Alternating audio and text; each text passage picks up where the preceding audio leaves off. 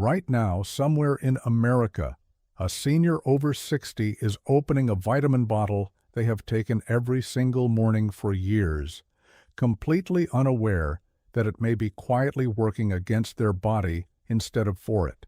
Not because they are careless, not because they did anything wrong, but because the science on vitamins and aging has shifted dramatically, and nobody told them.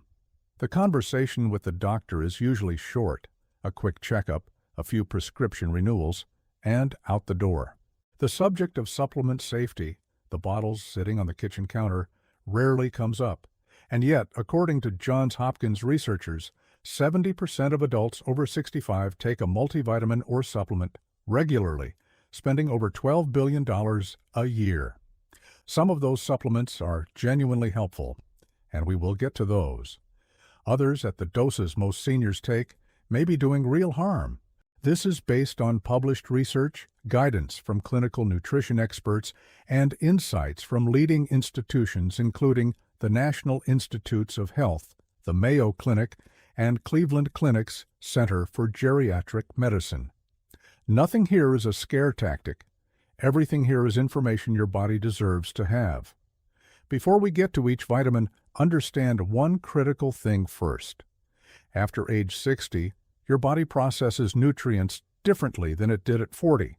Your kidneys filter more slowly. Your liver stores fat-soluble vitamins longer. Your digestive system absorbs some things more readily and some things less. A dose that was harmless at 50 may accumulate differently at 70. That biological shift is what makes this conversation so important and so often missed. The first vitamin to reconsider is high-dose vitamin A in supplement form, specifically the kind called preformed vitamin A, or retinol, which is found in many standard multivitamins. According to research published in the Journal of Bone and Mineral Research and confirmed by Mayo Clinic experts, excess preformed vitamin A in older adults can accelerate bone loss, potentially doubling the risk of hip fracture. In seniors, free vitamin A circulates in the bloodstream longer than it does in younger adults, exposing bones and liver to higher concentrations over time. Most Americans already get plenty through food: eggs, dairy, and fortified cereals. Adding a supplement on top of that is rarely necessary. If your multivitamin contains vitamin A, check whether it says beta-carotene, the plant form, which is far safer, or retinol and retinol palmitate. That label detail matters more than most people realize. The second supplement on this list is high-dose vitamin E. For decades, it was considered a heart-protective powerhouse. Millions of seniors took it faithfully. Then the large clinical trials came in. Research published in the Annals of Internal Medicine found that doses of 400 IU or more were associated with a small but measurable increase in all-cause mortality. A major follow-up study called HOPE-2 found patients taking 400 IU daily had a higher rate of heart failure and hospitalization compared to placebo. Researchers believe that at high doses, vitamin E may actually switch from an antioxidant to a pro-oxidant, the very opposite of what it is supposed to do. Vitamin E from food, nuts, seeds, olive oil remains excellent for healthy aging. The problem is the concentrated capsule form, delivering amounts no food could ever provide naturally. Now, this third one surprised even our research team when we dug into the data. Iron. Many seniors, particularly older men and postmenopausal women, continue taking iron supplements out of habit or because they took them years ago during a period of deficiency. But iron accumulates. Unlike water-soluble vitamins, excess iron does not simply leave the body.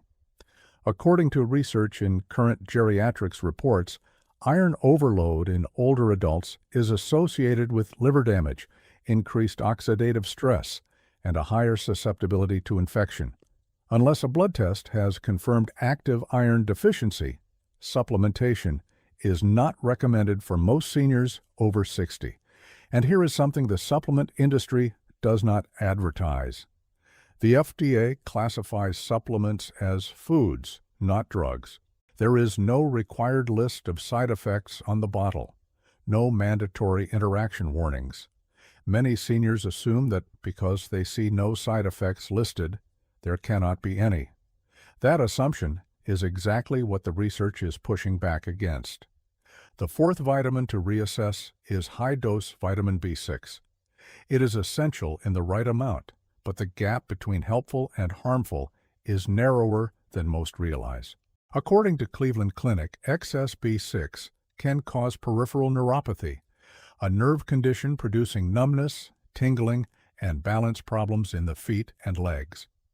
The recommended daily amount for adults over 50 is about 1.7 milligrams. Many B-complex capsules on store shelves deliver 50, 100, or even 200 milligrams. For a senior already managing balance or mobility concerns, that is not a small distinction. Fifth is high-dose niacin, vitamin B3, particularly the forms marketed for cholesterol management. Research published in the BMJ has linked high niacin intake to acute liver stress. The concern compounds when seniors are simultaneously taking prescription statins or other medications that the liver must process. Liver metabolism slows with age. Stacking multiple substances that compete for the same processing pathway is a documented, real-world risk that warrants a direct conversation with your doctor. Sixth is beta-carotene in supplement form, but only for seniors who smoke or have a history of smoking. This distinction is critical. Beta-carotene from vegetables is safe and beneficial for virtually everyone, but high-dose beta-carotene supplements in smokers were studied in two large clinical trials, ATBC and CARROT, and the results were alarming enough that both studies were stopped early. The supplemented group showed a higher rate of lung cancer and cardiovascular mortality than placebo. A carrot and a capsule are not biochemically the same thing at concentrated doses. And now, the piece that ties everything together. The single most important thing a senior can do with supplements is find out which ones they actually need. A simple blood panel can tell you whether your vitamin D is low, which affects bone density, immune function, and muscle strength, and is genuinely deficient in a large proportion of seniors. It can tell you whether your B12 is falling, critical for nerve health, energy, and cognitive clarity, and harder to absorb after 60 because stomach acid decreases with age. Vitamin D and B12 are the two supplements most consistently supported by research for seniors, but even they should be dosed based on what your blood work shows, not on what the label suggests. Healthy aging is not about taking everything.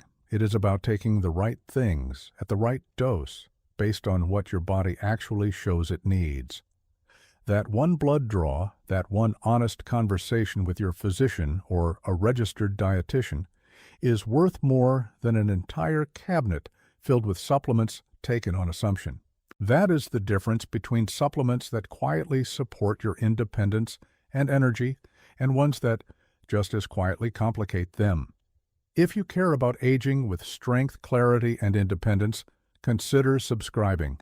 We share simple, research-backed guidance designed specifically for adults over 60, because you deserve information built around where your body actually is today. This video is for general educational purposes only and does not constitute medical advice. Every person's health history is different. Always speak with your doctor, pharmacist, or a registered dietitian before making any changes to your supplement routine. The information here is drawn from published research and guidance from the National Institutes of Health, the Mayo Clinic, and Cleveland Clinic, but it is not a substitute for a personal medical evaluation.